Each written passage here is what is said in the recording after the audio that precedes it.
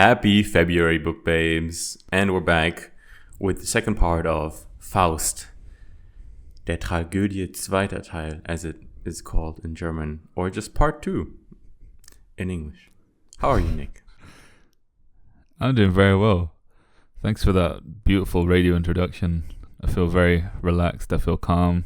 I feel ready to open my mind. I feel ready to explore this. Oh, I hope you're ready to open all sorts of orifices for this one, because it is going crazy in this second part. See, we had Faust 1 in 1806 published. Perfect. And then this dude, he just sat on this. He just sat on this for years. And then I think he finished it in 1831.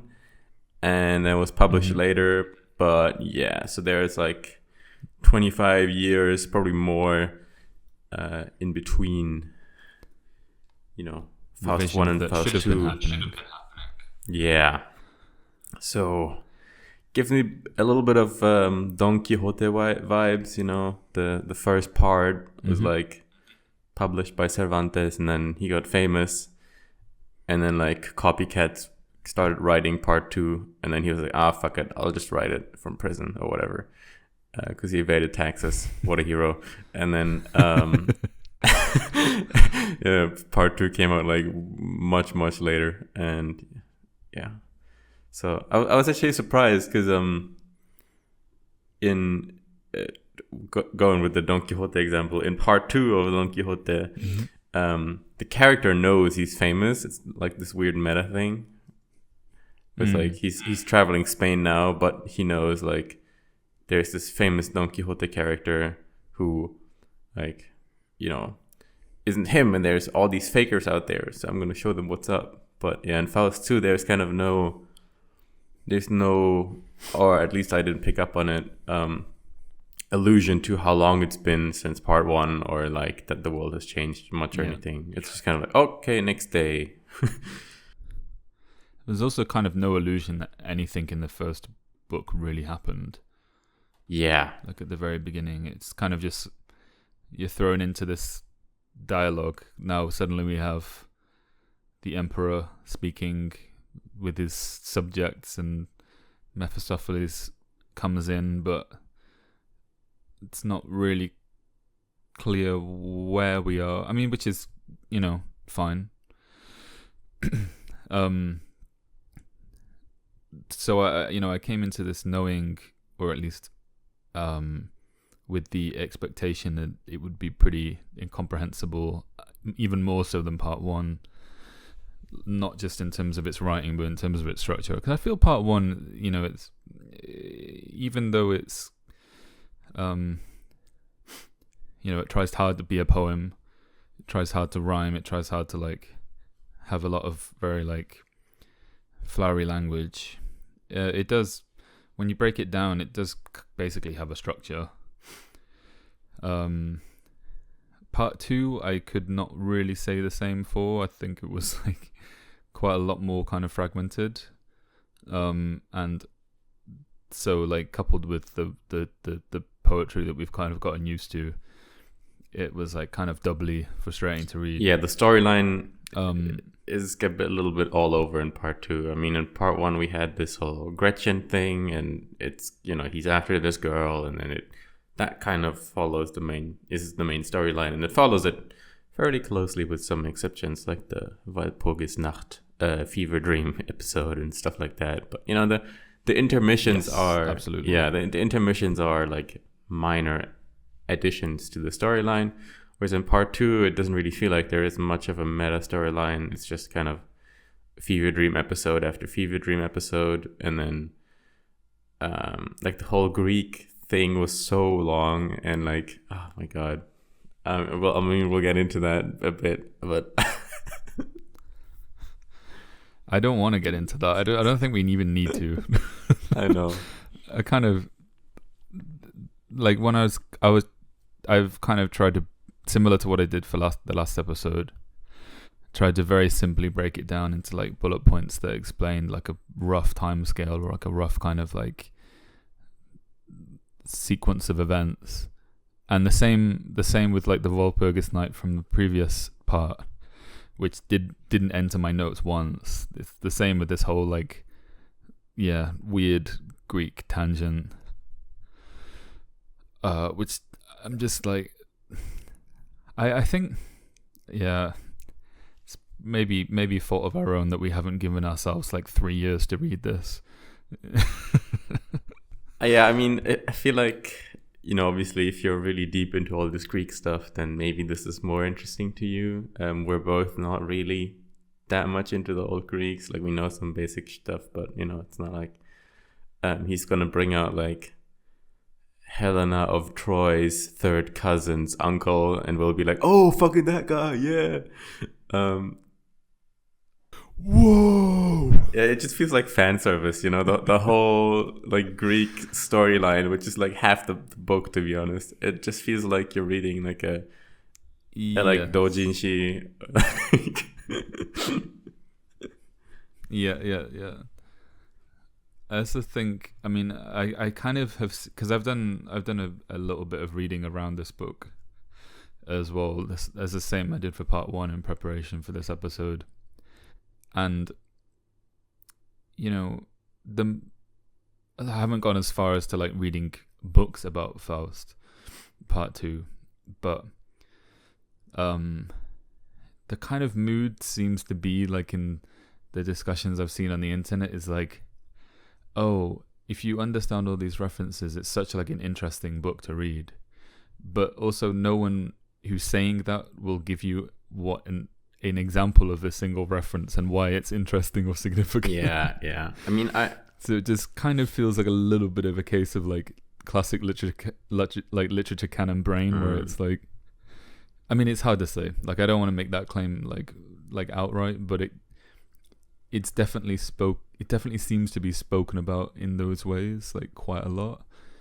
Whether there's depth to those comments or not is like a completely different matter, but it does seem like a lot of people who claim its depth don't actually really like say much about what its depth is. Absolutely. And I suppose this is already going a bit more into the analysis part, but I've reflected a little bit on Mephistopheles as kind of a personification of evil. And maybe that's the wrong way to look at him. But I mean, he is kind of the devil, so like, what else?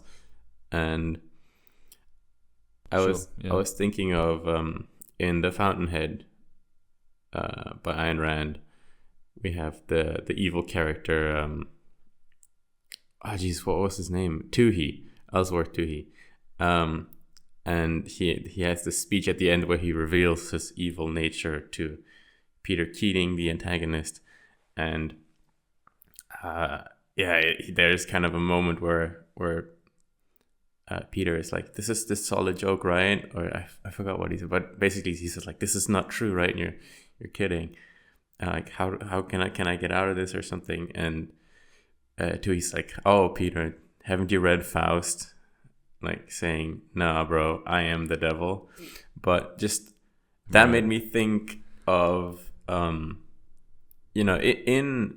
in The Fountainhead, you really get the sense that Ellsworth Toohey is the devil. He really feels like the absolute evil incarnate, whereas Mephistopheles in this book, actually, I don't know. I mean, he does some pretty evil shit in part 1, and that's more easily understandable. But in part 2, I don't know. He's just like this traveling old guy.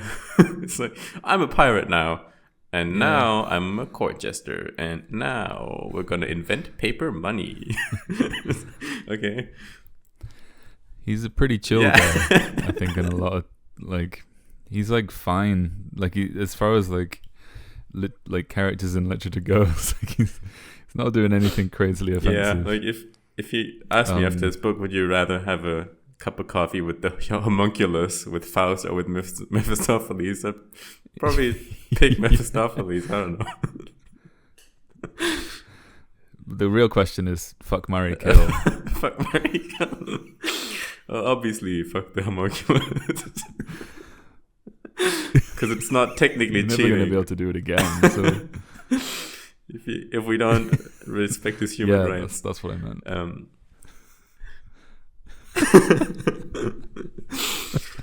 Okay.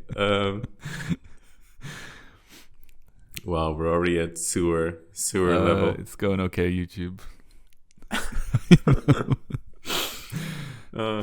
So let's let me give a very brief outline for my understanding. So the book basically begins in the emperor's chambers, and he's speaking to a bunch of people, and I think it's implied that the empire is kind of like on its knees, or it's like bankrupting itself. Mephistopheles enters as the new kind of court jester, I think, and it's implied that he killed the other one, which is kind of funny. And then he suggests that he can raise, as he does 2 times in part 1, that he can find treasure in the ground and make the emperor rich, and it's also create paper currency. There's this thing that goes on with Faust and Helen of Troy, where he kind of like falls in love with her or something. There's like this whole homunculus thing, which just kind of comes and goes. The homunculus comes in and then he dies, trying to become a human. We have the Phorkyads, which are like these 3 witch kind of things. Apparently only have one eye and 1 tooth between the 3 of them. And it's actually Mephistopheles, and saves Helen, and Faust and Helen have a child, and the child dies. And then what seems to be the most substantial thing, so all that shit happens, and then Faust is like, he's like kind of in a sort of more governing role. Yeah, he like gets tired of all this, and he's romance. He helps out the emperor. Yeah, he's I'm ready for this romance. I'm ready for my Hitler arc now. Let's do this whole world domination thing.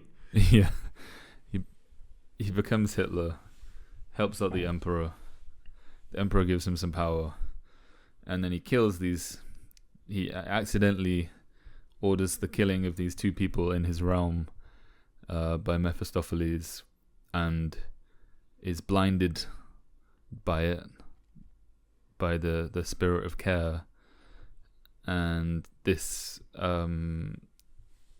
like seals his pact with Mephistopheles from the beginning of the book, where he's like, if I ever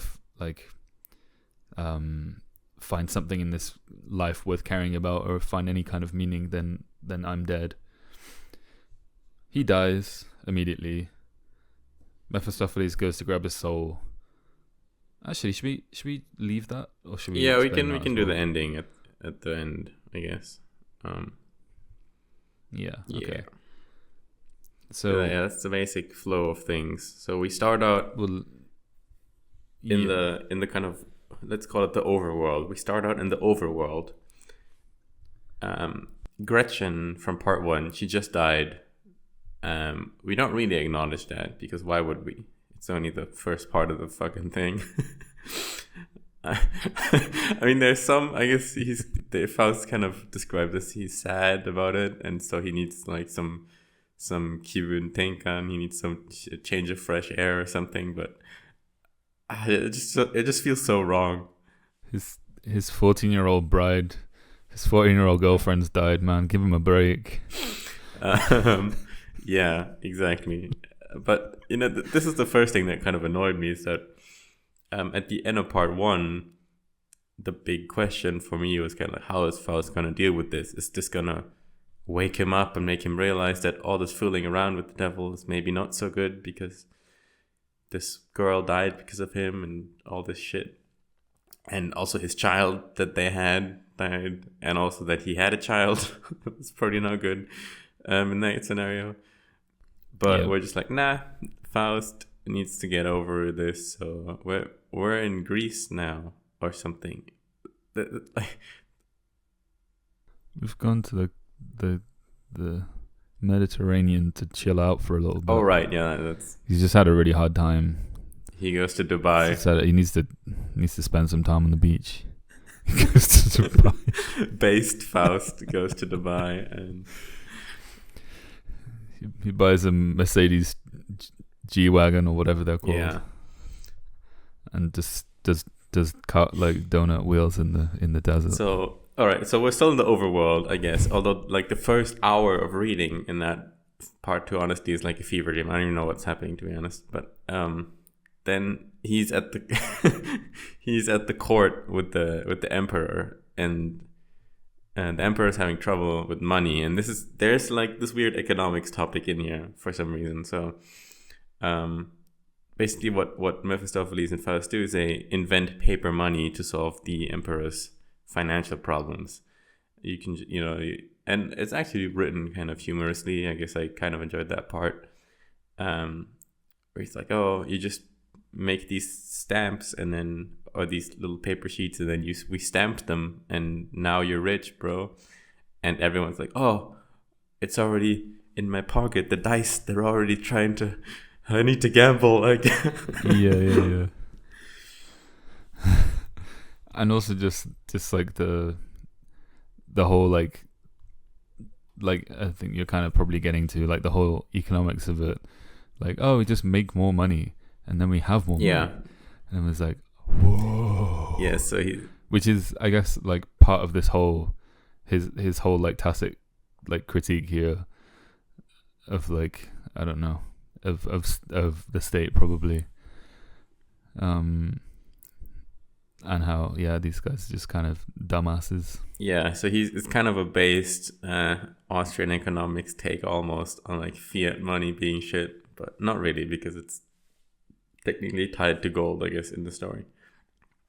But so that's what doesn't really make sense, because actually paper money that's, not fiat money, not like money that's not tied to anything, that's like the US dollar currently, but like actual just paper money that represents a certain amount of gold, actually does increase the wealth of the country, because not because there's more value now, but because you just free up ease of transactions. And this is also described in the book, kind of, the soldiers are like, oh, I guess I don't have to carry all this heavy stones around me anymore all the time, and like I guess I can melt down this like gold chandelier or whatever I have and like trade it in for some paper money that I can spend easily now. So it does facilitate like good trade, more smooth transactions. But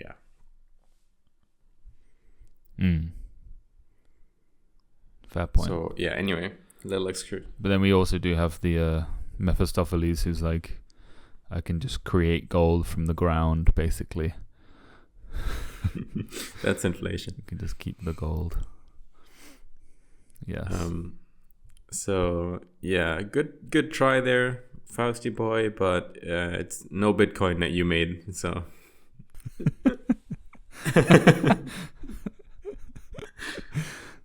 Faust 1, Satoshi. No, Faust 0, Satoshi 1. And so then that's all right. So we just leave that storyline then for some reason, because after the emperor is all happy with all his wealth, he wants them to entertain him, and as entertainment they have to like how do you even describe this, like necromance dead Greeks into being, and they put on a little ghost show, and like one of them is Helena of Troy, who's like the eternal feminine, who's like the pinnacle of beauty and all this. And so Faust is like, after I just killed my 14-year-old bride, it's been like a hot minute, so I'm ready to have a new relationship with the concept of femininity itself. Yes. So from there we just go like we just go crazy. I mean, and then before we go to Greece, we have this little Wagner. Wagner comes back from part 1, the guy who's like the lame assistant who was like stupidly following Faust around, like, oh yeah, master, I love you. Apparently he's like a big scholar now, which, I don't know, kind of makes you appreciate how things work at universities. But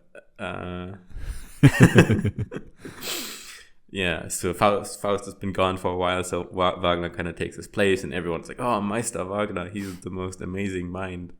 And he actually is kind of amazing, and because he makes the homunculus, basically, which is an artificial human. He does. He makes ChatGPT, basically. And in the book, it's just more meaty. Yeah. And this comes up as like, a core theme here is that human striving, just like Faust in his striving, couldn't solve the problems, and that the homunculus he made, he couldn't become a real human, and so the failure of science to achieve like kind of spiritual or like religious loftier ideals or like to overcome nature, right? Because the only way to make humans is to fuck, but Wagner's like, I'm gonna make them with my brain. But at the end of the day, he didn't make one. So that's kind of the most amazing thing in human history. He didn't make one. Which he didn't make a human. Well, he didn't make a human, but I mean, he made like a tiny human in a glass that can teleport you into ancient Greece. Yeah. That's yeah, no, and isn't that the only reason? No, sorry, I agree with you. I was just clarifying what you're saying. And isn't it also the only reason that he dies is because he like his little glass breaks? I'm sure. So it's like, yeah. I think that's like the reason he ends up dying. The homunculus ends up dying. Which is also just like, okay, well, that just sounds like a technical issue to me. But was it? I'm sure we could figure that one out. Was it really an accident? Because I feel like it was kind of framed like he wanted to become part of the sea because he couldn't be a real man. And like, it's like this idea of the failed artificial human really, in the end, becoming part of nature and like joining the cycle or something. I don't know. You might be right. I'm not sure, to be honest, because a lot of the nitty-gritty isn't actually explained in these books, but I don't think it was like a comedic kind of death, like, oh, I guess the glass broke, homunculus go flush down the toilet. No, I wasn't no, I wasn't implying that. I was maybe I've read through this wrong, but my understanding was that the reason that the homunculus died was purely like an accident rather than like intentional, like suicide or something like that. Right. Yeah, I don't know, to be honest. Yeah. Yeah, I don't know. If you have any ideas, bookboyspod@gmail.com. All right. We need some higher energy in this bitch right now. The homunculus didn't die for nothing, Nick. Oh, Phil's the one who woke up. All right, where do we head next then, Phil? Okay, so from the homunculus existing, Faust talks to him, and then for some reason or another, the homunculus is like, let me teleport you all into ancient Greece for a couple of decades so you can have a family and live in... It's like a Rick and Morty episode, honestly. It's like we're in this universe now, and he has like an entire life there. He does end up marrying, or at least having a child with Helena of Troy, and the child dies, and then, as you said, he kind of snaps out of it and comes back. But this Greek fever dream is like 40% of the book, I feel like, volume wise, maybe more even. And like a lot of it just, I just feel like a lot of it is like witty like commentary like the Walpurgisnacht in part one. Like it's there for comedic effect or something, but it's like, come on, man, where's the story? I can't find the story anymore. I don't know what's happening. Yes. All I have to say is yes. Like this actually made me think about, and this, I don't know. No, go ahead. I don't know if this is really arrogant, but this made me think about, like, today, in today's time, we have kind of boiled down the art of storytelling to kind of a science. I mean, you have not just a massive amount of movie media and dramas and all that, but just also the literature body, and it just feels like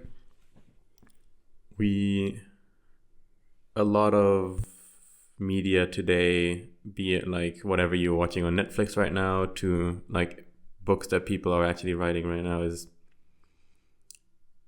not really that they go into super deep themes like the whole man versus nature, enlightenment, can we overcome limitations, but like it's not really super deep and philosophical, but they got the storytelling down to a fucking science, right? It's like opening, then now we follow the character through this, now there's character growth, now you empathize with him, then there's a new character that they make us like them, and then they kill that character, so we now are emotionally invested or whatever.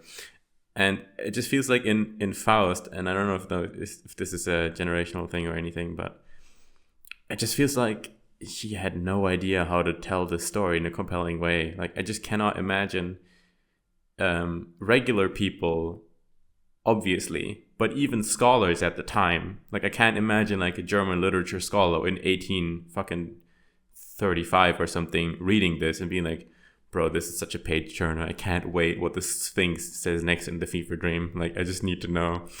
Oh, she says she has nice paws, but Mephistopheles only has a hoof.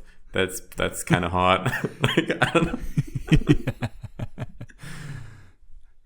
Yeah, I mean, I basically agree with you. I was thinking about the Fountainhead for other reasons whilst reading this, and what is the name of the book? It's like the noble, the gallant gallstone. What is it? You know it. The gallant gallstone, yeah. And so the whole idea of the gallant gallstone is it's like this piece of pulp fiction that's been given this huge acclaim within this like high society, but no one actually knows what the fuck it means, and it's just this bullshit like piece of literature. But everyone at these like nice cocktail parties, they love to show that their intelligence and their culture by speaking praise about the book that they don't understand. And it's great to hear that in the Fountainhead, but then you also wonder like how far does this idea go back? And to like hear that Faust was, in all fairness, actually, Faust Part 1, well, and the Sorrows of Young Werther were like, especially that book, I think, were the books that got Goethe praise. And obviously he died before Part 2 came out. I think he read Part 2 and it killed him.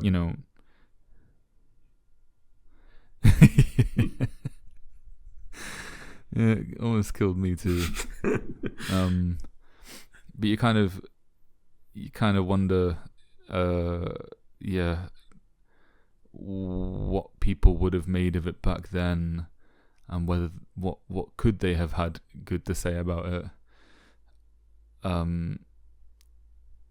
But what I would say is that so whilst I, when it comes to like writing, it is a really difficult thing to imagine. Like, do you want it to be like this clean, following the kind of these established like paths of writing, which will produce like something that's like either satisfying or just easy to read through these like formal like these things which are almost formalities now, Like we separate things into like cinematic chapters, try not to make things go too long. We don't have like 500 characters that have, no introduction. We have like generally one thing that we're trying to explain or trying to express. Like it's a recipe of like, I feel like it's that's a communication thing. It's like a communication issue rather than like a content issue. And I don't think they're always like antagonistic. Like I don't think they're always like opposite things. I think you can definitely have both. But I would say I would probably always prefer something to have like interesting themes than necessarily be well written. But in this case, I mean, I guess I just struggle to understand what the themes really are, and like why they're significant, and like what's actually like what I can learn from it. Yeah, I don't feel like I've really learned anything from reading Faust. Yeah. No, exactly, because the themes are interesting, and I think thinking about the ending a bit also, I think he definitely has something to say, and he explores like intelligent themes, but the writing is just and then if you're into poetry, then you can enjoy that maybe, but like the like editing, I guess, like the just snugness of the story is just so awful. It's very inconsistent, and it just goes into like 10 different directions, and now we're in this fever dream, and now we're here, and it actually starts to severely diminish your understanding of the what's actually happening. So that's a problem. And I don't know, it just obviously he put a lot of time in the poetry aspect, because everything like is very polished on that side. Like the rhymes, what did the kids say? The rhymes are, I don't know, some insert hip hop word. Tight.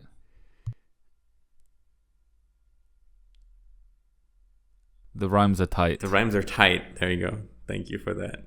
That was worth. Yeah, that was worth waiting for. The rhymes are tight, as they say, and you can tell he poured over every like page 100 times to make all the rhyme schemes fit and like make everything flow nicely.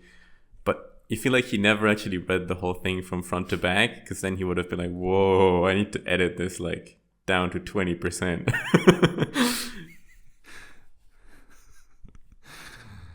Yeah, I mean, yeah, he's it's also like when someone says, "Oh, this guy was writing this book his whole life," like he wrote Faust Part 1 and Part 2 over like 60 years or some shit, right? And you hear that and you're like, this shit must be incredible. Like this guy spent most of his life writing this book. Like I wonder like what it could be, like what secrets it might hold, what it might say about like, I don't know, the human experience. Yeah, that doesn't like, count with Germans. If you've read Capital by Marx, you already know the guy can spend his whole life on it and still be incoherent, babbling shit. Yeah, that's a very fair point. Yeah. But I do also think so. You kind of suggested it earlier, just now even, that you said, I think, that you think that there are themes there that he's talking about, and I do too. Like I do feel like there's something there, like quite strongly, like there is something going on, but it's like I don't know why this book needs to be the messenger of those things, because it seems to do such a poor job of doing it. And I also wonder why, again, I mean, this might just be a fault of like my lack of real deep reading about like Faust, but like, I feel like when most successful like ideas that like really are like inherited, and they don't have to be just like philosophies. They can just be an approach to literature even, or like a subject, something that you concentrate on. Like normally it's like if you're really successful, like you can get boiled down to like a couple of words, like a couple of sentences about like what do you do, like what are you about, you know. With like Nietzsche is like an exception, because I think there are so many things that he's done that like you could boil down into like lots of different ideas. But even then, but I could probably state like for example. Sorry, I could probably state the like 3 core Nietzschean themes in like a sentence or something. Like it's doable, but I get your point. Yeah. Sure. Yeah. But like Lovecraft, for example, I think his thing is like incomprehensible horrors. For example, like what the horror of and like the horror of discovery, or just the horror of like unknown things. But like I don't know what I would say for Faust. Like I don't know how I would do that for Faust, and I don't feel like I've really seen like a similar satisfactory kind of like summary of what he's about and what people take from his work typically. Yeah, it's difficult to extract a like moral of the story kind of thing. It's like, this happened in Faust, so you better do this or something, But and this wouldn't matter if it was like really enjoyable to read. Like if it was like a bit ambiguous, and if it didn't, whatever. If it was just like cool, nice, like interesting to like think about these like I don't know, I enjoy these Greek characters coming in and out, and like this is really scratching an itch for me. But yeah, obviously it's like just not like that at all. I guess it kind of fits into a genre of literature in the same class as the Divine Comedy by Dante and Milton's what is it called? I'm blanking on. Paradise Lost by Milton, right? So it's it's this, every sentence is a poem, and we're kind of in the realm of Christian fan fiction, where we're adding on to the biblical corpus by our own brains. But it's become so famous that people kind of regard this as like canon now. Like the idea of, for example, in Paradise Lost, we get a lot of the kind of understanding about Lucifer as a character, and like, is Lucifer even the same thing as the devil? Like, or is it like, and with the fallen angel, like, is that all connected, or are these different characters? Milton kind of ties that all together, and we like a lot of, when I read Paradise Lost, or at least part of it, I was like, oh, a lot of the shit actually isn't from the Bible. It's Milton made it up, and we now just think that it's actually right canon. Right. But with Faust, it's kind of difficult to really pinpoint anything down. Like, oh, this is where this comes from. Like there's a couple like German phrases, like linguistically, that I'm like, okay, this is where this is from. But yeah. Well, on that note, I think even like the Faustian bargain, maybe it's like so universal now that it doesn't feel like particularly like.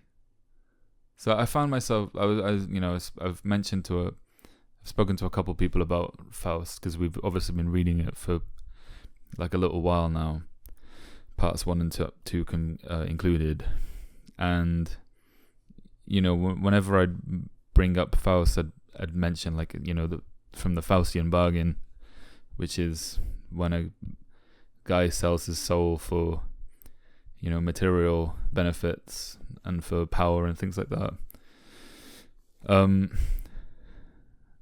But also kind of like saying that, I'm kind of like, but what even actually is that? And like, the whole selling your soul thing, like, could be, for example, you start working for like a weapons company that is like bombing children in the Middle East or some shit, right? And you do it because you want the money. So you sacrifice like a moral part of yourself, and you do that for like material purposes. But that's okay, Nick. As long as you strive towards something, all will be forgiven. I mean, that's a whole different thing. Yeah. Sorry, I just opened it. That's a whole different part about, which is just like insane. But it's also like, what was my point? Sorry, I got tracked off it. Faustian bargain is not adding anything. It's not. Well, the Faustian bargain is really that if he doesn't, if he finds some pleasure in the world, then he dies. Or not pleasure, if he finds some meaning in the world, then he dies. I feel like it's like kind of a bit of a slightly different thing to this kind of like simple, like, you know, you sacrifice some moral thing for some material power. Yeah, and not only dies, but serves like in hell forever. Right. Yeah, exactly. So even like, yeah, I don't know, I don't know. It's, yeah. I mean, the serving in hell forever thing would be, in the weapon manufacturer example, would be something like you have to carry that knowledge with you that because of your striving, people died, probably innocent people might have died. And so the idea of serving in hell, I guess, is, you know, that whether you believe in an afterlife or not, is that can never be deleted now. That's like something that you have tainted yourself with forever. Sure. But it would only, yeah, and I guess it would be like it would kill you when you took moral responsibility for that action.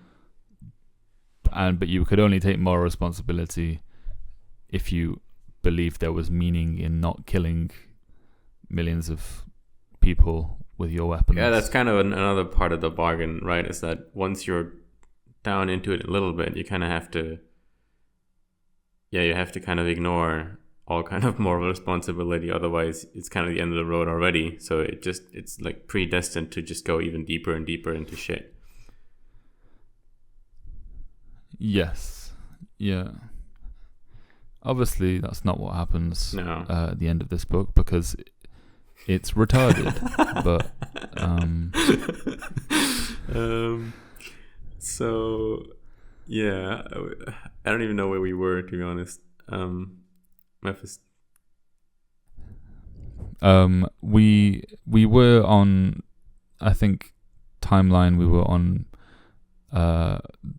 Faust and Helen having their child. Okay, so let's think about, before we got very sidetracked. Let's think about this for a second. Like, what does it mean for him to have a romance and a child with the eternal feminine? Like, not just some woman, but like femininity itself. Like, well, why are we doing this? What's the point of that? Like, it feels like we tried out Gretchen in part 1. That was like an earthly romance that was mostly like sexual, I guess. And now this one is more like he's striving. He's always striving for something, right? In part 1, it was more like, it was mainly like what do you call that? Hedonism, kind of, you know, just party life, or I guess like I'm just gonna have this fling with this girl. Now it's described as more of a like deep, I want to give everything to the ideal of beauty itself. I want to serve beauty. I want to serve like this higher ideal or something, which I don't know if having a child with Helen is the best way to really exemplify that, but yeah, I don't know. It feels like he had like a bad real life relationship, so now he has become like full incel, and he's like devoted himself to buying every piece of merchandise from his like favorite idol or something, you know. I guess so. He's like, I'm gonna revere this woman as a god now, kind of. It's gonna be the central thing of my moral philosophy now. It's like, I'm just gonna, this thing is beautiful, and I'm gonna build like a little shrine for it and pretend like that this is gonna make me happy now. Yeah. I see what you're saying for sure.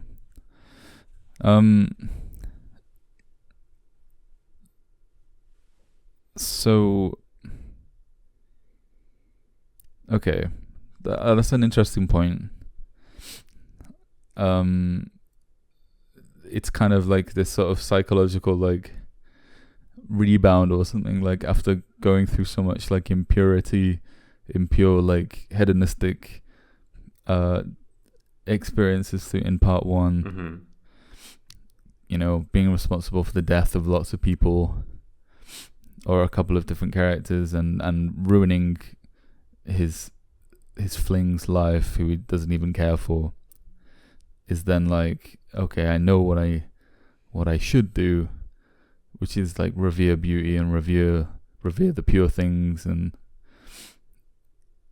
so by like attaching myself to Helen, and then, you know, very quickly having, well, maybe not quickly actually, the time scale's kind of vague, but having a child, then I can make up for it by striving for better. Yeah, I don't know if that's too simplistic. I don't know exactly, but yeah, something.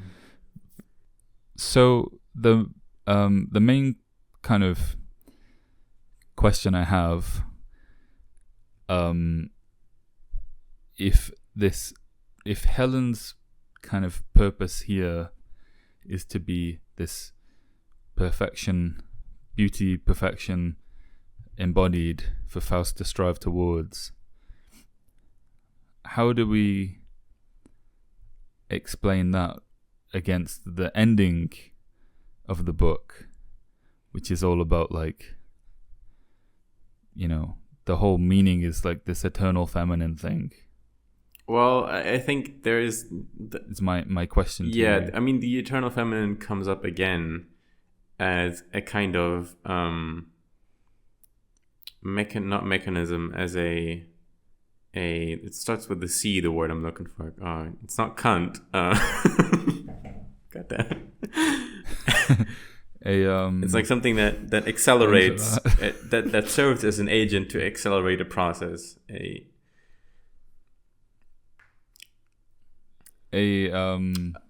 We're so sleepy. All right, whatever. The eternal feminine serves as a kind of mechanism, I think, it's written like to pull men upwards and outwards, like to make them strive. If you want to make it really dumb, then like the carrot on the stick, right? It's like but you know, it's really supposed to be higher than that. And I think a lot of young guys experience this when they have their first serious relationship, and maybe also they start living with their girlfriend or whatever. All of a sudden it's like, oh, maybe I should like clean the house and shit, you know? It's like you don't just, it's, you know, whether it's dirty or not, it's not indifferent to you anymore, because you want this to be a nice thing for the person you love. And, you know, in that way, I guess women educate, and not educate, but like they tame men in a way, like the existence of beauty and something nice that you want to protect and you want to strive for makes men educate themselves into better men, and to strive the while, like, you know, if you take like, I don't know, some dude who's been like playing World of Warcraft in his basement for 6 months, and like he's just, you know, there's cereal everywhere, you know, that kind of scene. But you know, if he fell in love, he could probably pull himself out of that somehow, by, you know, being like, oh, I gotta clean this up, and, you know, I gotta present myself nicely, not just because I want her to like me, but also because it's, I don't know, I'm trying to create something maybe a family, even if you're not thinking about that consciously. I'm trying to, like, this is part of something nicer and beautiful, and I need to be adequate enough to address that challenge. Yeah. I think it's also partly so I think we're kind of stepping away from the text for a minute, just talking about that concept generally. I think part of it is taming is maybe is a word to describe it, and I think education also works too, but it's not taming in the sense of like only flattening something, but it's like more like moving upwards in a certain direction, and cutting off the fat in other ways. And yeah, it's I'm not even 100% sure that it's like necessarily consciously motivated by, or consciously motivated is a whole different thing, but whether it's necessarily motivated by like wanting to impress, but more kind of motivated by some like more kind of intrinsic like desire, or just general like part of growth, that like you can only be satisfied for so long in a certain way of living, and it takes like a partner that you love to help you like grow out away from that. And so which is why it's so miserable to not have a partner when you're kind of going through that, I think for a lot of people. I think especially for the male perspective here, striving for a relationship with someone you love, or I guess like a beautiful woman, if you want to put it really generally, invites the best in men, whether they choose to take that invitation and really better themselves set aside, but it invites you to clean up your basement, like maybe not game the whole day, do something meaningful, and some element of that is trying to impress her, I guess. But yeah, it's not just that. It's also like wanting to make something nice, and I guess being recognized for it. I guess it's kind of like similar to being impressing someone. But yeah, and so if I put my feminist book review glasses on, which we never do on this show, but I would like, no, genuinely, I would be kind of like, as a woman reading Faust, what are you supposed to really get from this? Like, because I don't think the manual of like, this is how you strive, and there's all these different things you can strive for. You can strive for love and all this, and you will be saved by the eternal feminine, because it invites out striving out of you, and striving itself is what you get forgiven for. So that's the connection there, right? Let's just make that a little bit more clear. So the reason why God forgives Faust in the end and he doesn't go to hell is because he was always striving, basically. If you want to make him really dumb, then that's kind of the reason. Like, he was always striving for betterment, whether it was like science or true love or a better government. He was always trying to better something. And if you look at human history, that's without that kind of spirit, we would still be in caves banging rocks against each other. So this striving is like the good itself, and it's so good that it overcomes the contract between Mephistopheles and Faust, and therefore God is able to save him. And now the reason why the eternal feminine comes into play there is because, as we have said with Helena, it invites out the best in men. It invites men to strive. And so, it's kind of a catalyst. That's the word I was looking for. It's a catalyst for That's the one. It's a catalyst for this striving thing. So it makes sense why Helena and also Gretchen, they kind of come up at the end again, because they are the eternal feminine agents who have invited the striving from Faust. However, from a female perspective, I would genuinely be kind of confused because, reading this book, it's not clear what my job is. Is it just to like invite men to strive? Is that just look pretty? Like, is that all I can do? Yeah, I mean, I think that would probably be what Faust would say. But I mean, I guess the point is that it's not, because it's not, like you say, because it's not like written for women. It doesn't actually matter what they're doing. It doesn't matter whether they're looking pretty or whether they're doing their own thing. It actually, like, maybe doesn't actually make a difference. But it's purely the fact that they exist and that there's that dynamic. I mean, he would probably argue that women are more pretty when they're not working in mines, for example, but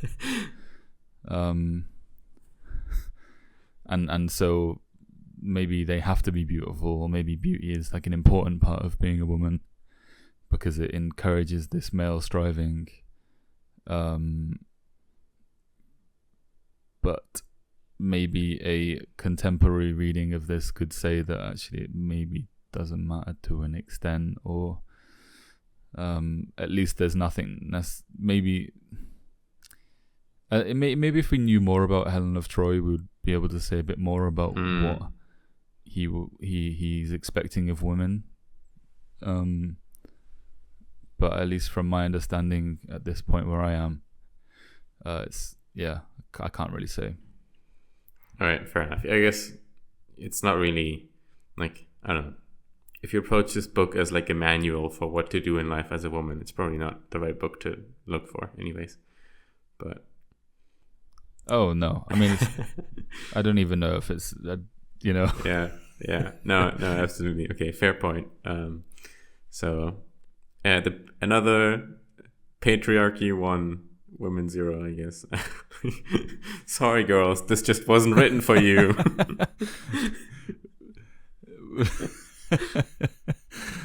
I'm not sure if that was the conclusion. But, I guess we moved it. Welcome to classic literature. Feminist classic literature. So they were all written by men and they all suck at the end. Okay, no. I mean, it's either in Faust, it's either you're either a 14-year-old girl or you're like literally the embodiment of beauty. You could still be a witch. There's no in between. Oh, that's true. Yeah, that's true. Plenty of them about, if you know what I'm saying. Oh, yes, bro. Okay. Let me save you from yourself. Right, we're getting a bit silly. It is. Yeah, so...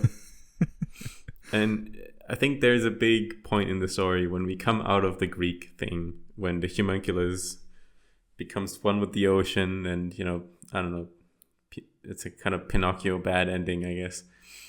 And we're back. He descends from a cloud, I think. That's literally how it is. Like, he is like on a cloud. Yes, he does. Floating over the ocean, and he gets to this mountaintop, and he's like, "Oh, cloud, you may dissipate now. I can hear the Mario music indicating that the cloud is about to disappear."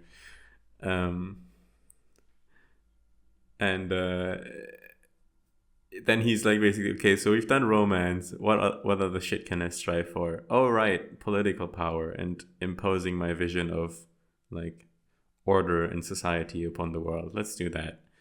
So then, he's back chatting with the emperor. He's trying to get his fingers into politics and all that. And, I guess long story short, that also doesn't work. Oh, and just briefly, I guess the reason why his son dies with Helena and that kind of episode ends is because and this is kind of a central theme of Goethe's, is that like true romance and like a beautiful love story and all that stuff is very fleeting, and the ideals of romanticism are, they sound nice, but they're, in reality, I don't know, your wife's gonna bitch about you not putting out the garbage or something like that. he's always trying to like criticize the ideal of like the idea of the ideal romance. Well, I think it's also not just that it's like I haven't read the Sorrows of Young Goethe, but from my understanding, it's not just that relationships are when your wife gets angry because you haven't taken out the trash. It's more like the fact that a mature relationship isn't like first love every day. It's like a different kind of love. Yeah, no, that's more domestic, more like everyday, not going out for coffee dates all the time and going to Disneyland or whatever. It's it's like different dynamic. Heibon no shiawase, as they say in Japanese. You should be happy with going to the pop-up store in the mall where you can interact with a cardboard cutout of your favorite idol. You should be happy with that, Nick. Eat the bugs. Eat the bugs. Eat the bugs. You don't need to go to the Gaikoku. The Gaikoku is scary. All right. Most inaccessible podcast. Anyway. Yeah. So Helen of Troy. Helen of Troy.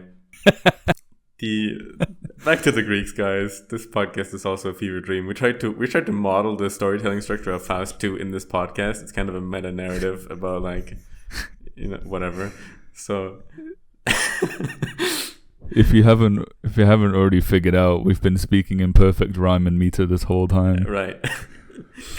No, so Helen of Troy as the eternal feminine, as the epitome of beauty, the point of that whole thing ending and the sun dying and everything going to shit is that beauty is fleeting, and you can't really really fill your whole life's meaning with just striving for beauty, I guess, or like what doesn't even have to be like marrying a beautiful woman, but also I guess I don't know. See, now I'm confused because I was gonna say like you can't fill your life's meaning with just making beautiful art, but then it's like, no, you totally can. That's probably pretty fulfilling. I don't know. Well, I guess it depends. I guess it depends what beauty means. I guess beauty in this case is like it's inspiring. It inspires you to do better. That's what Helen embodies, right? It's like beauty which creates some kind of striving.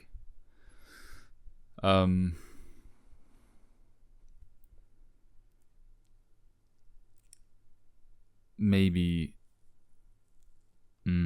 it gets you on the grind set, is what Nick is trying to say.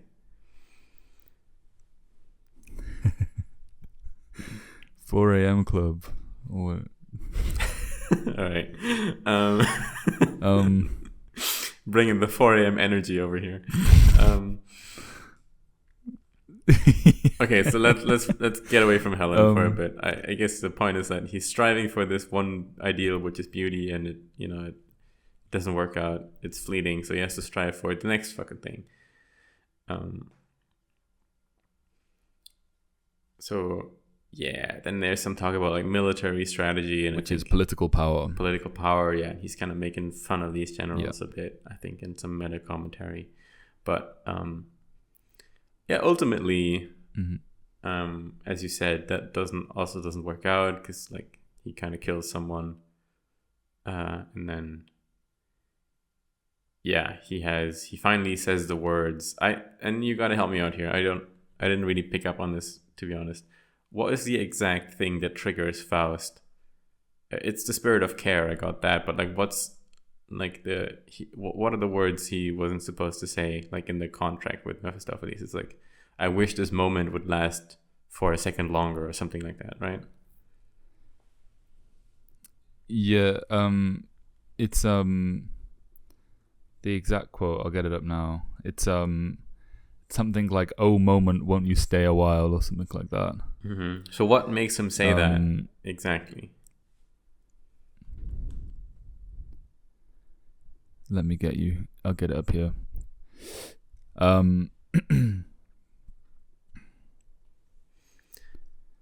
I'll provide some intermission commentary. So. Oh, never mind. Yeah, go ahead. Let me give me a second to find this quote. Right. Okay. Think quick, Philip. Oh. Anyways, guys, what do you think of the homunculus? Pretty crazy, right? Okay.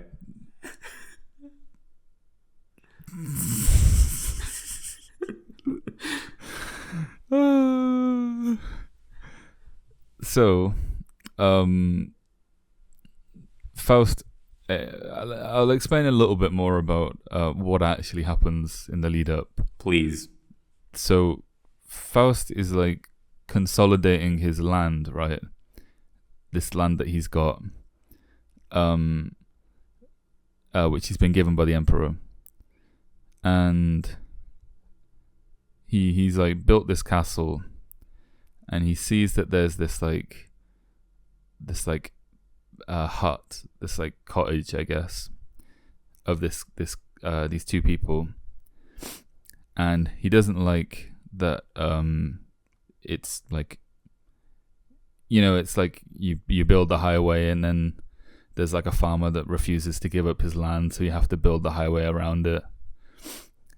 In the government, in the UK, the government would just like seize the land, but in this case, he kind of tries to do that, but Mephistopheles ends up like taking his order and then killing them. And then what we have is a moment where he's visited by a character called Care, which is one of these four grey women that enter his room at midnight, and he is. Let me try and find the moment. He's like blinded by Care. They have this like big conversation where they're talking about like Care is kind of like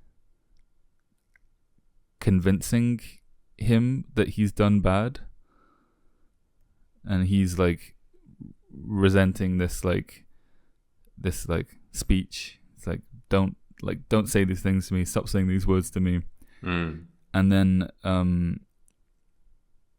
the spirit of Care then curses him, or like breathes on him, and then Faust is then blinded.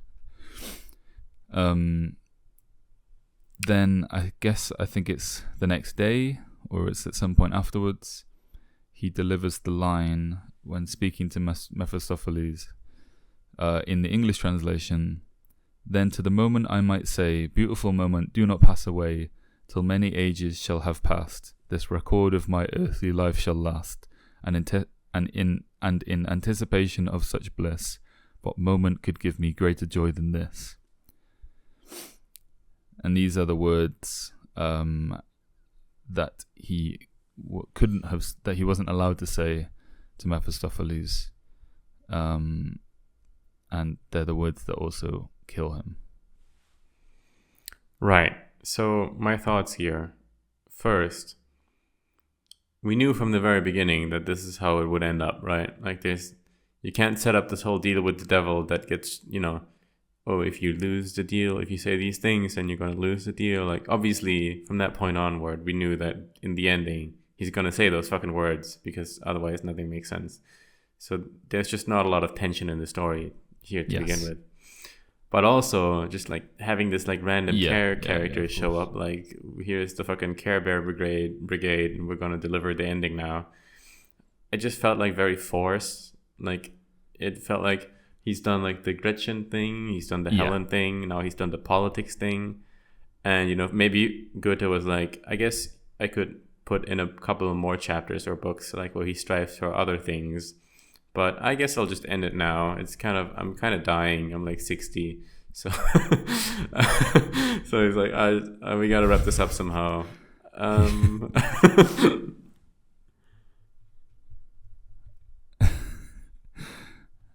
And also, so the problem, it's also strange to me that, like, why is it this event that causes him?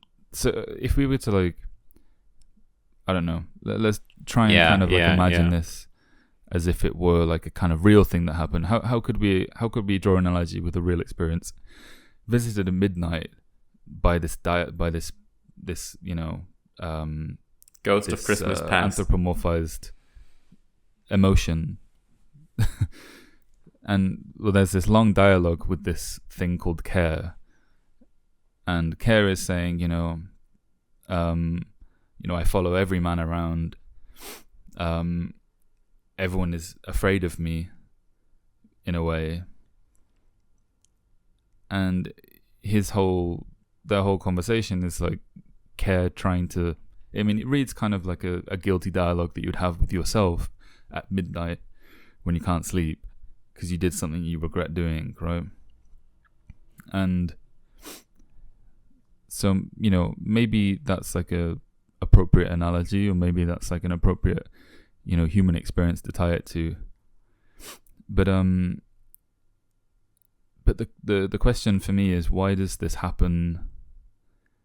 Is it significant, and is it of significance that this happens after this land dispute where these people end up getting killed? Yeah. And why doesn't it happen in any of the other moments in the story? Yeah, where exactly. He could have been visited by his guilty conscience. Exactly. That's kind of my point. Like, if I were to like think about this, and if I was to try and judge this off like, a contemporary standards of watching a film or reading a modern book, this would like stand out a lot. Like, why now? And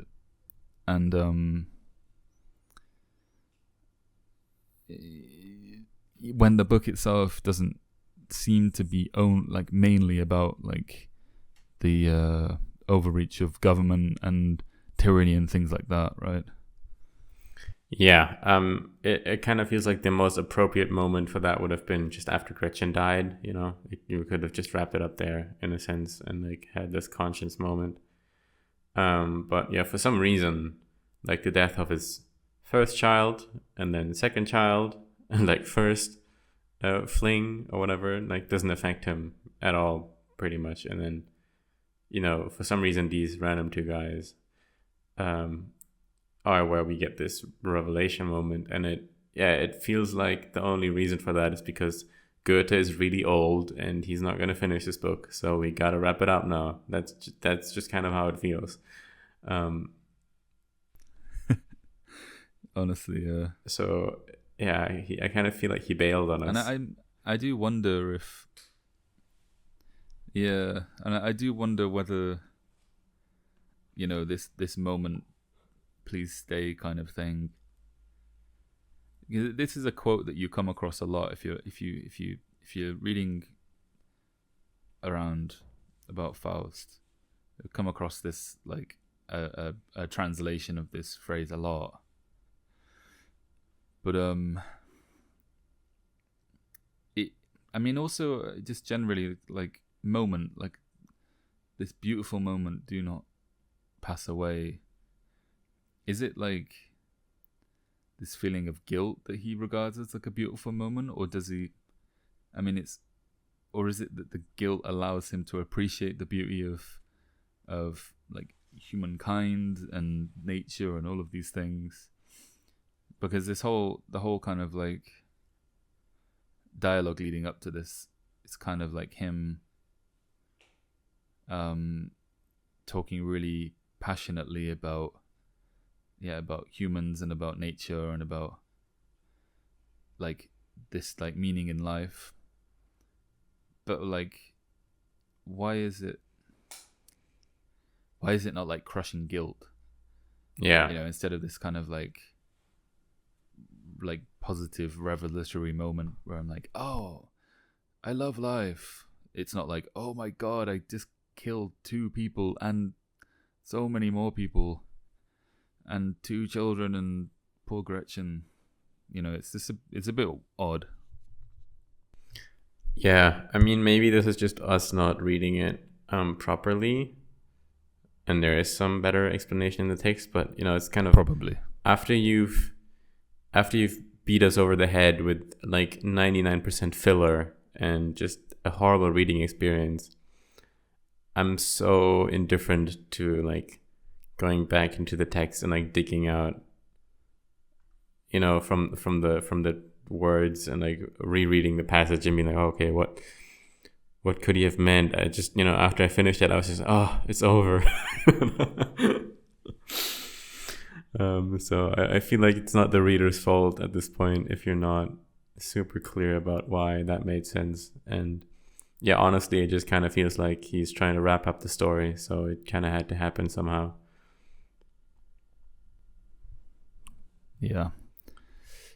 But this isn't the end. Yes. Because, right, he's got this pact with the devil, and you know, as soon as he says this, you know, he falls into his chair or falls back. He gets captured by Mephistopheles, his little minions, and then they begin to take his soul, I think is what happens. There's the chapter called Burial Rites. And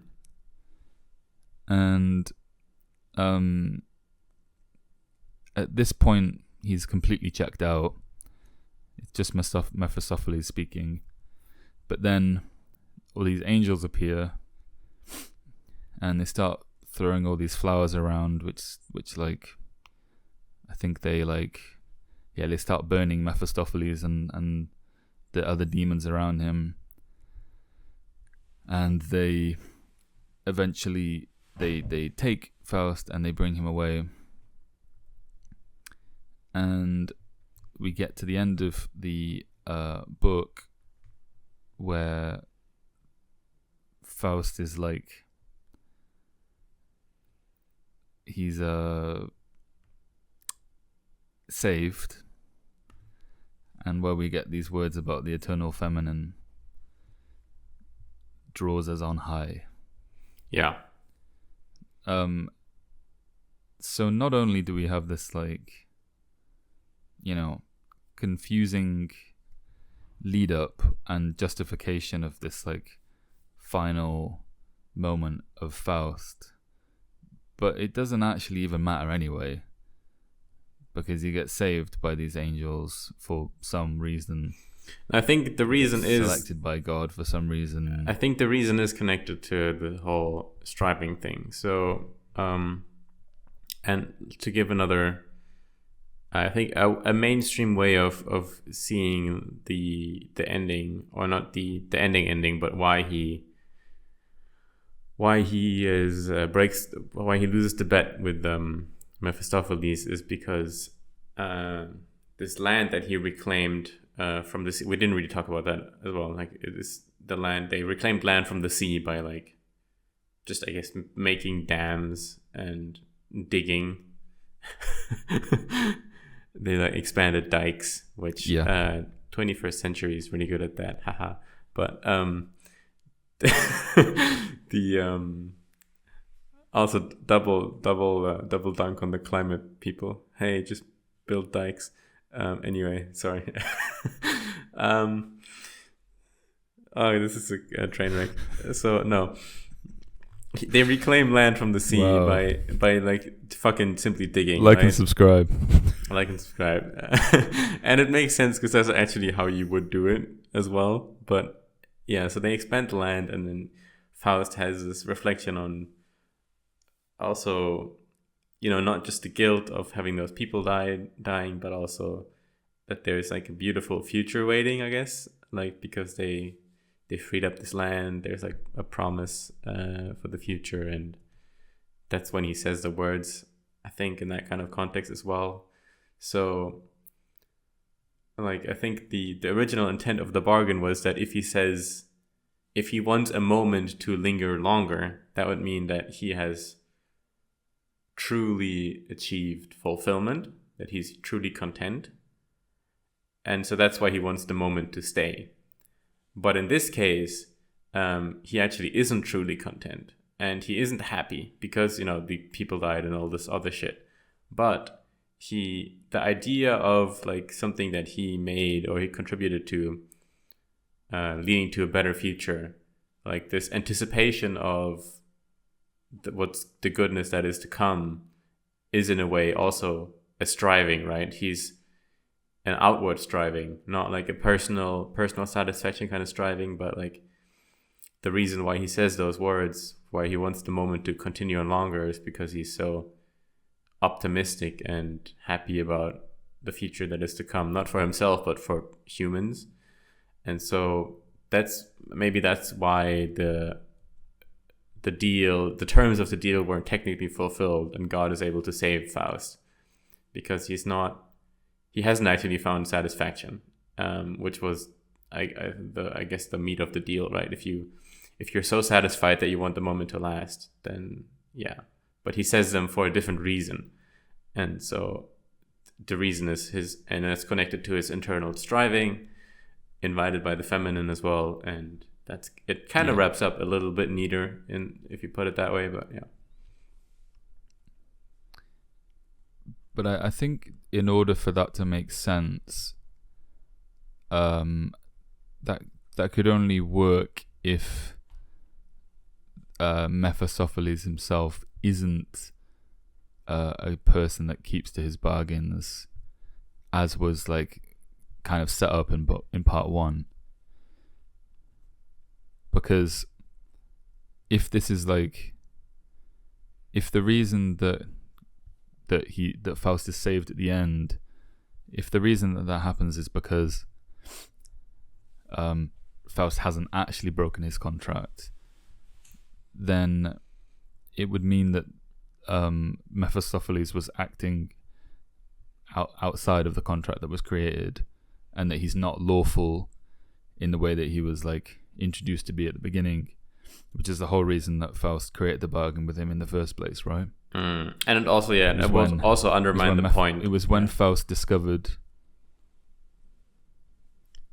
It was when Faust discovered that Mephistopheles had to leave the room the same way that he entered. Right? He was like, "Oh, you were a guy that has rules. You're not just this kind of like anarchic force of evil. You actually have rules and like a logic to yourself." And also it's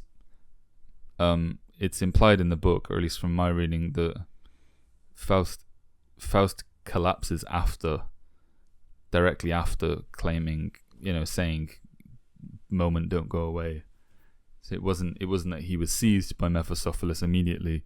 It was that the act of doing that automatically sealed the bargain and killed him.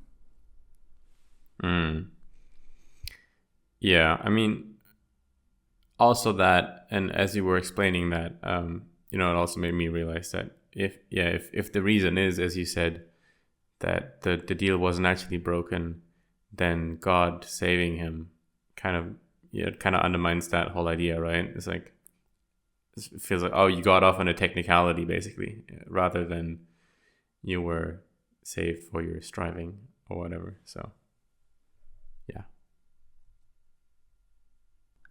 And in any case, I mean, it's kind of ironic that that God isn't playing by the rules here,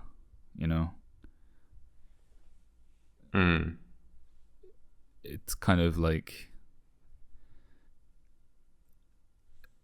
it's just kind of frustrating that there's that there's this divine force which has no it's almost kind of like bureaucratic or something. It's like you don't know how it works, you don't know why it works, you don't know why you've been selected. And maybe it's because of the striving thing, sure, but then also it's like I don't feel like Faust has done anything good in this book, and not has done I don't feel like he's really strived in a way that's like, unless you consider like striving to rule people or be like a fair king or something, unless you think of that as like a good kind of striving. No, I totally agree. Any kind of striving is a virtue. Yeah, no, I totally agree with that. I mean, I think the idea of striving as good in itself is very powerful, and to take this to a more like Ayn Rand kind of thing. It's like the creator, right? Like if you're someone who creates, contributes anything really, then that's really awesome. And you creating value itself, whether it is appreciated by society or not, you're really doing something good.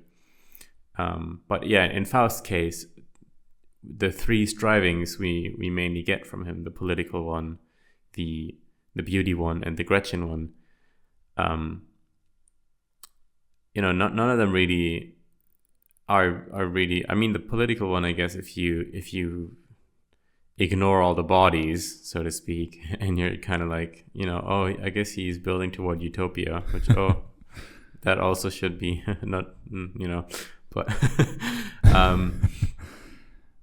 if you really blind yourself, you can be like, oh yeah, I guess he did good there, but he's not really making a great case for why striving is good, because most of his striving seems to have been very bad, and so I don't know. It's more like ambition, I guess. Like in a negative, like people use ambition in a negative sense sometimes, and it does feel like Faust had a lot of that ambition, like simply power over people, or like momentary pleasure. Yes.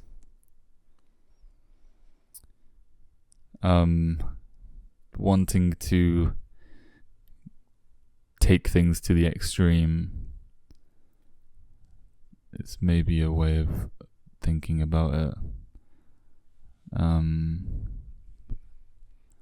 also whether they are whether it's like typically like a morally good thing, like striving for improvement in pursuit of the ideal beauty, like the divine feminine, or whether it's like maxing out your hedonism by marrying a child. Head maxing. Oh God, no. His hedonism. Or whether it's striving to rule over people, which is obviously like it's like the it is the default, like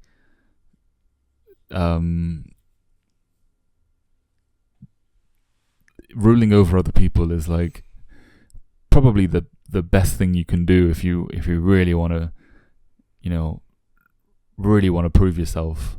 If you really want to be a powerful person, you want to rule over other people. If you really want to like do something difficult, then learn how to control others. Yeah, but then again, like, how is this like a positive striving and not just lust for power? Of course, yeah. I mean, it's definitely not a positive thing.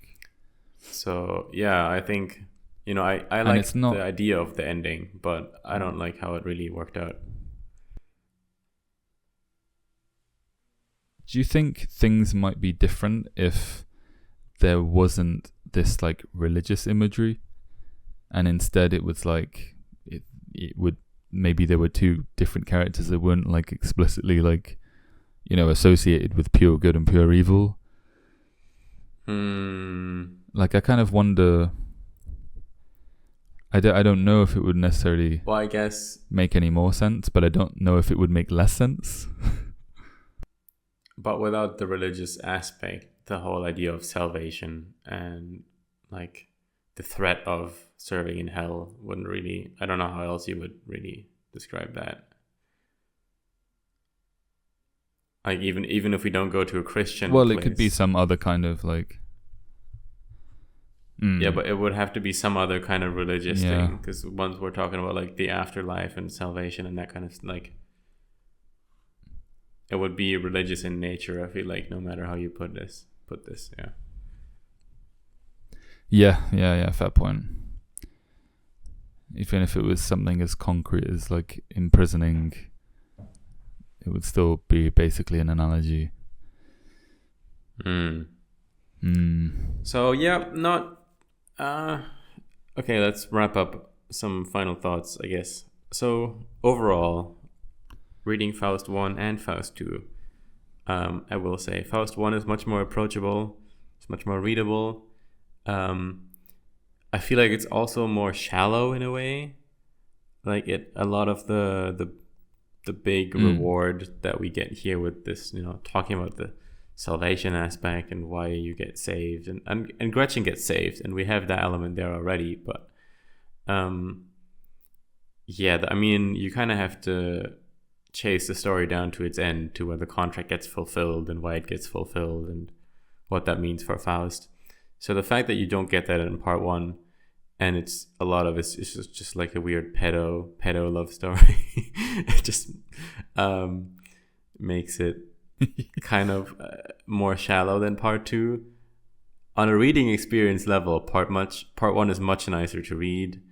It feels more polished, and it stays with the main story for most of the content, whereas again part 2 has kind of an overworld story, but most of the time we're actually diving into other stuff.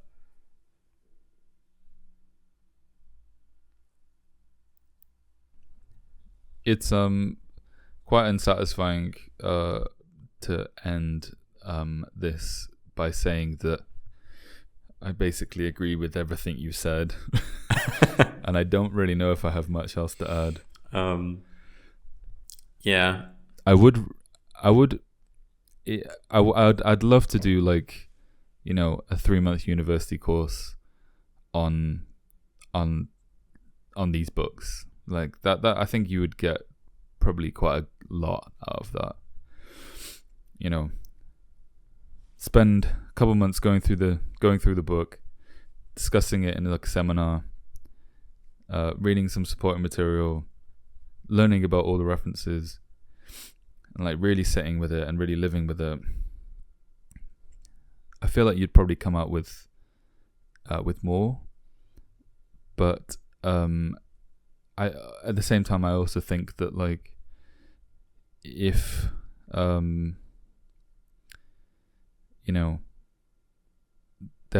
I feel like if I were to invest that much time, there are probably other books that I would rather do that with. Yeah. Paradise Lost or something. I don't know.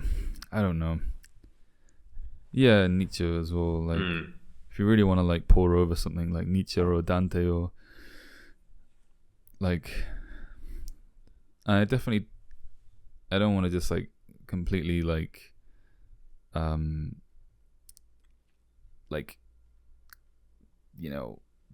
disregard this book and this series, but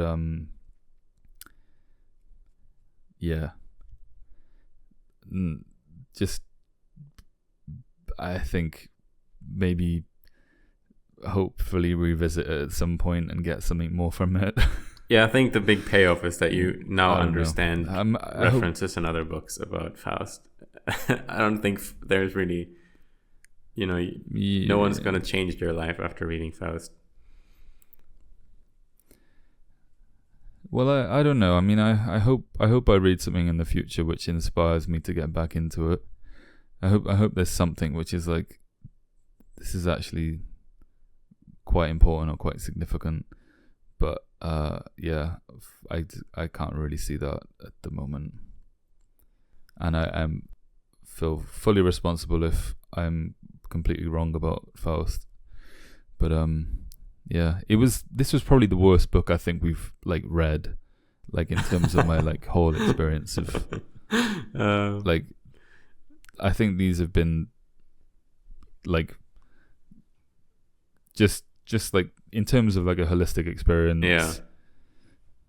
Like the act of reading and just trying to even just discussing it, and I feel like this whole episode has just been us kind of like strongly agreeing with each other that we really don't like it. Well, that's been most books we've read recently, but and I wouldn't say that's true. I wouldn't say That's it was true. like the worst That's book true. we've read But recently or anything. I like some of the themes, and I think there are some worthwhile elements, but on a reading experience level, yeah, it was probably the most agonizing to actually sit down and read,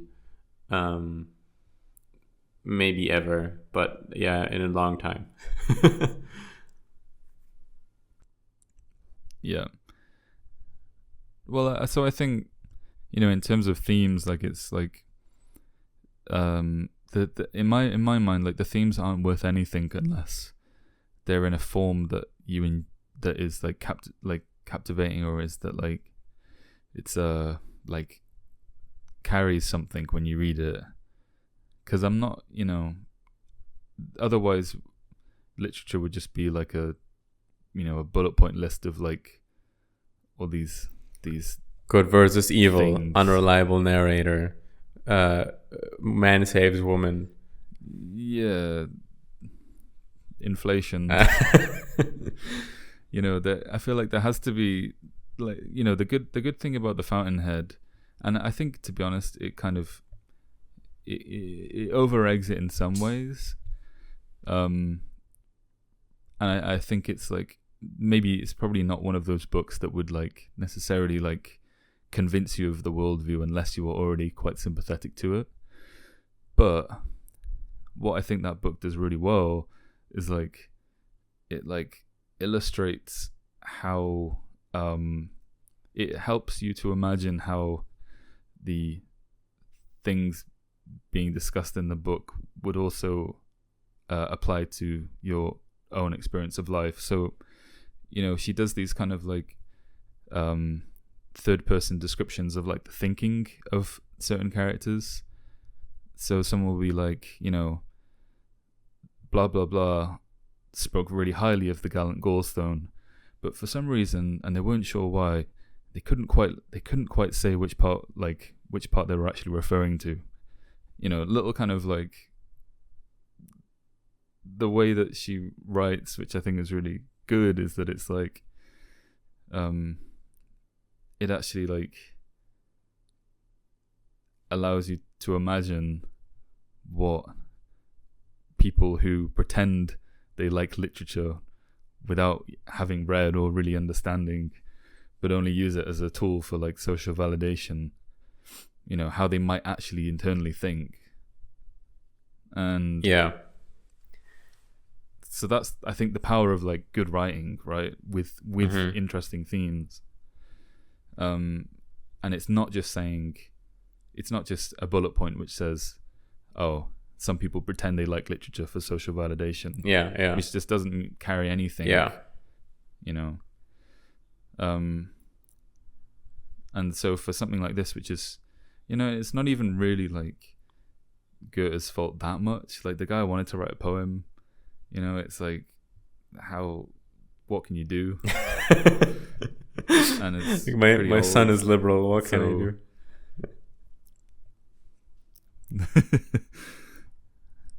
But yeah, it's but still, yeah, I just don't know if this like way is the best way to transfer these themes. No, I totally agree with that. And I think, I mentioned this in Faust 1, but Faust is one of the like prescribed literature in German high school. It's usually the core like literary work that you do if you take like the advanced German class. And I don't know, it like, on the one hand, it's very, having read it now, I can kind of understand how people like hate literature or like want to get away from reading after that, because not because the book is so like terrible or anything, but just because the reading experience is so gruesome. And like and I feel like if you like, the reason why people don't read things like The Fountainhead in school but read things like Faust is obviously because of the ideology, because there's such a thing as a literary canon. You can't just read every fucking marginal book and blah blah blah blah blah. But I feel like some part of it is actually just because like the teachers at some point had to read Faust and they really struggled through that, and now they feel like, you know, you got to read this shit too, man. You can't read something nice. What do you think? And these soft young kids, they don't know what we had to read. Yeah, so I feel like it's part of the reason why a canon, not the only reason, obviously. The main reason is because the canon is actually meaningful in some way, but I feel like some reason why a canon of literature makes its way through the education system generation by generation is because people want the new generation to also relate to what they read, and like you just want, like if you read the whole thing, Faust, then you're kind of in the club now of like the cool people who've read Faust, and it's, because it was so horrible to actually get through it, you kind of want, you wouldn't go to other people if you were this kind of character I'm describing. You wouldn't go to other people and be like, oh, Faust is really, there's some good themes, but the reading experience is really horrible, so I don't know, you probably don't have to read it. I feel like if you just Google about it, that's enough to really know what it's about. They would be like, oh no, Faust is really, it's amazing, it's a piece of genius literature, and if you haven't read it, you just wouldn't understand. Yeah, I can definitely imagine there being people that think that way about Faust, and that also might be that like I was saying before, could definitely extend to people living in his generation from his time. I think this is, I mean, it's like quite easy to, I think when we talk about like canon, it's like it's funny because it's, I think generally the people that stick to canon like literature, I think you have to be quite open-minded to do it, because they're often really hard texts. They're often like quite rewarding, but like you need to put much more effort. I feel like you generally need to put a lot more effort into these books in order to get what you want from them, which is, kind of contradictory, because it's like a prescribed list of books basically, and it's like if you read these books, you're super smart, like you're equipped to deal with the world, you're equipped to create art of your own, you have acquired all this wisdom, blah blah blah blah blah, and so there's like something kind of like quite sort of conservative and wisdom bearing about the whole idea, but then there's another part which I think is about this, like, you have this thing and it's difficult, but you have to have this kind of like curiosity and willing to bear something out, and openness to go through it, but so I'm generally kind of like very curious about the canon literature, but I think it is easy to be quite kind of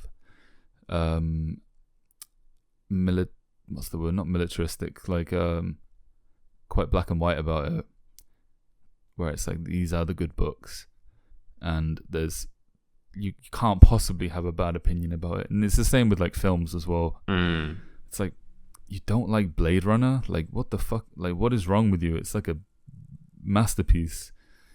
But of course, it's like, like you can get like a list of like 1,001 movies to watch before you die and say how amazing like Butch Cassidy is or whatever. But like, it's also like if you can't say what you don't like about it, if you can't say what isn't good about it, that's a bit of a red flag, I think, Yeah.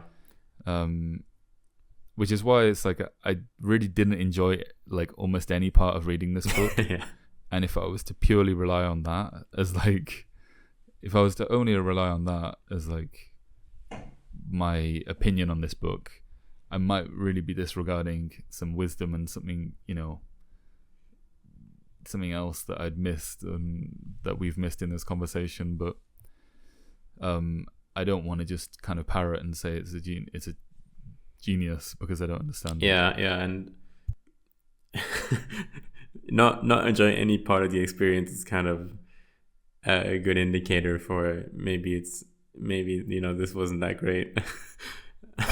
I was staying up all night reading it basically, and I had to go out because I'm literally leaving the country in like 3 days. So I'm like getting rid of all my stuff, and I went out to look for the what do you call that? Like where you throw away the glass, like glass bottles and stuff that you know, they have like a container in town. Yeah. To like throw away your glass garbage. So I loaded my backpack with all my jars to throw away, and I was just walking around outside, and I was like, I can use this time, and I guess I'll listen to one chapter as an audiobook. And you know, I was just out there looking for the glass garbage for like an hour at like 2 a.m. And you know, there's like this German guy in my ears talking about like, he's like speaking as the Sphinx, talking about her paws, and I'm like, what am I? This is like some furry shit. Like, what am I doing with my life? You know. Like, I can't imagine a worse form of torture than having to listen to Faust whilst roaming the streets at 2 a.m. I did find the garbage, by the way. Trying to find something, but I did throw in my garbage correctly, by the way. But no, my whole point being that yeah, I had this moment where I was like, how is this canon? Like, this is like straight up some like Egyptian like in Greek interaction fan fiction. I've been listening to like Greek fan fiction for an hour now, and it's really not related to any of the story at all. So yeah, so it made me kind of undermine the canon a bit there. And yeah, but I guess since we also came out of a university experience that was very how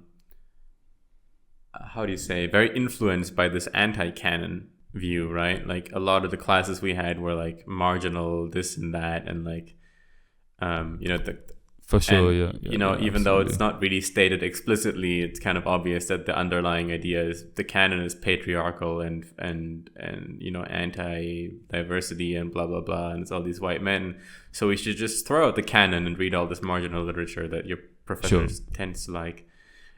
But you know, obviously that also goes horribly wrong as well, because then you're sitting there and talking about why the labor of the cows is like appropriated in a Marxian fashion on the farm in Hokkaido, and it's like, oh god. a real text that we read, the infamous milk paper at our school. No, but I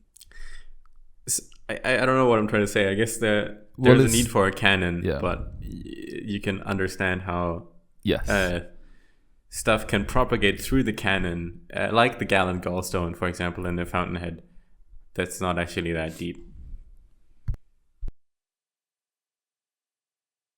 Yeah, and I think, like, you know, on that point that you were making about canon and anti-canon, I think even a lot of the anti-canon, you know, supposed anti-canon, you know, subverting literature is also kind of like, you know, a lot of the time, like, reliant on you having some kind of knowledge of the canon.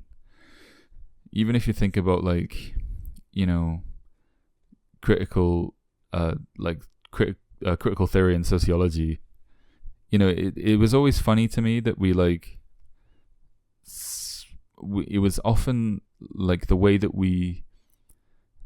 the things that we learnt about, especially in kind of sociology, were like, it was already kind of supposing that you knew that the mainstream conception of this thing was wrong and bad, and that you even knew what it was before you applied the critical theory lens. And so it's always kind of like, I mean, obviously, like critical theory is like, it's kind of like, for example, people's history is one thing, right?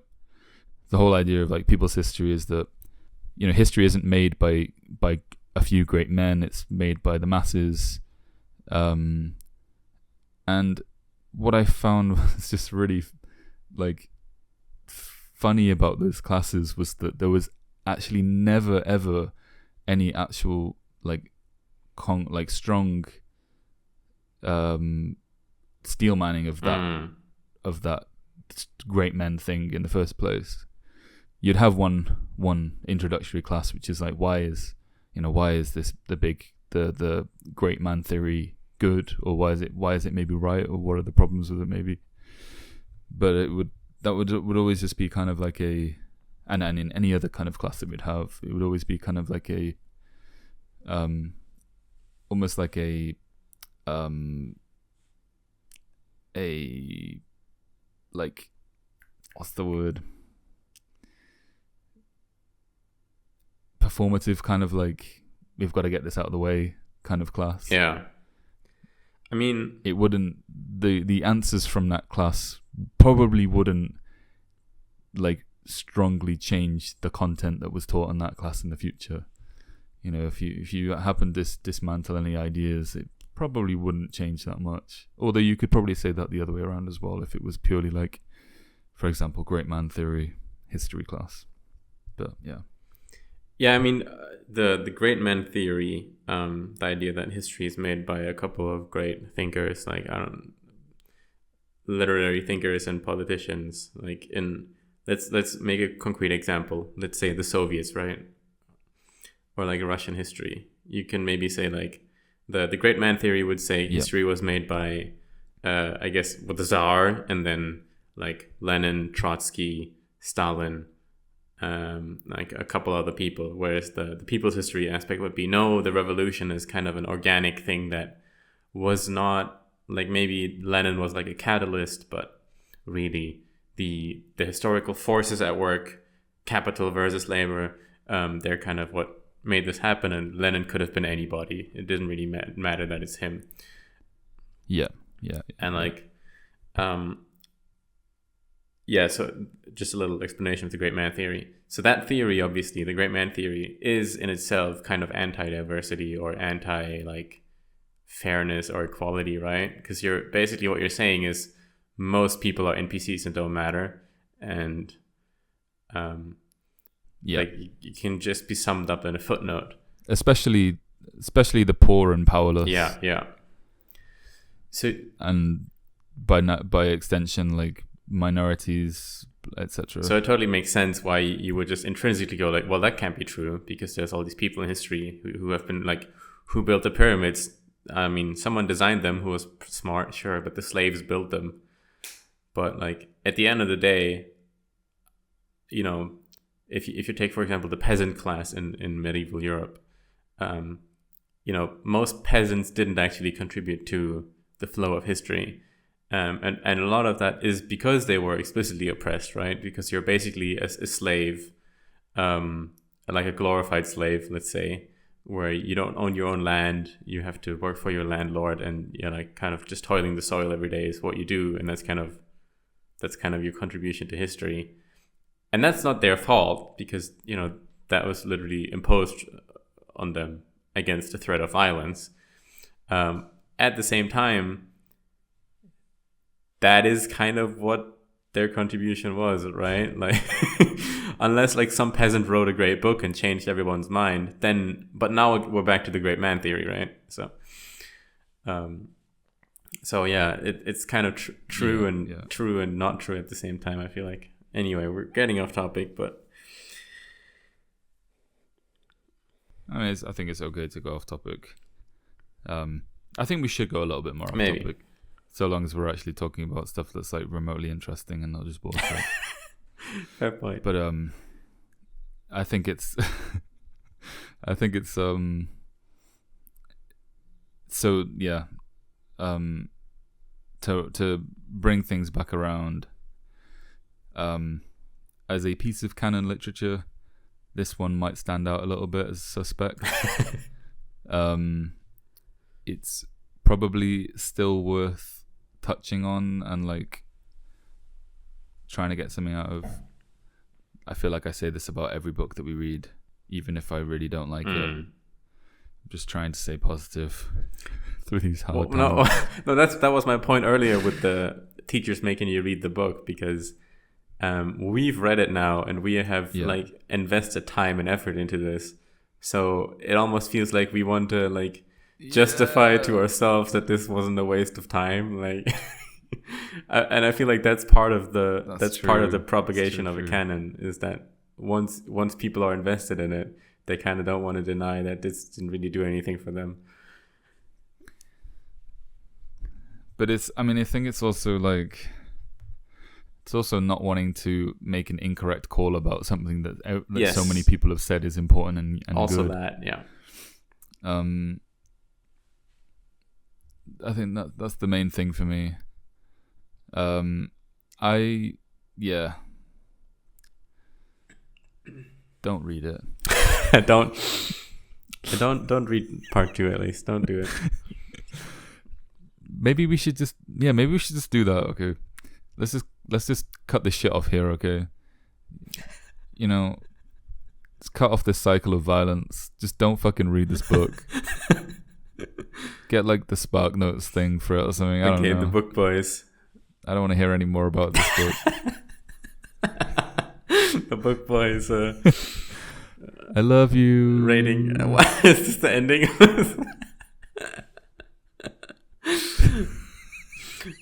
Faust is like if we had fancy editing, we would have like a stamp come down on the screen, be like, "Book boys not approved."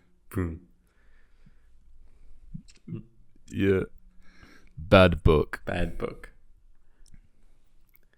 All right, guys. Okay. Well, I hope. Join us for the next one. Yeah, you learned valuable things, such as not to make deals with the devil and not have sex with minors, and don't go to Greece. Like, just don't go to Greece. I guess those are the 3 lessons of Faust.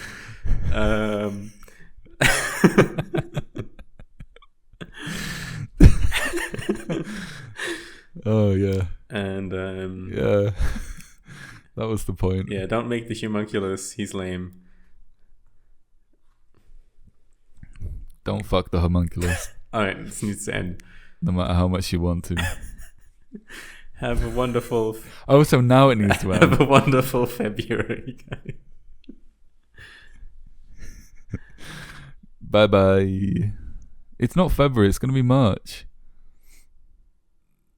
Oh. This is coming out in March. Enjoy your March. Have a nice March. Bye.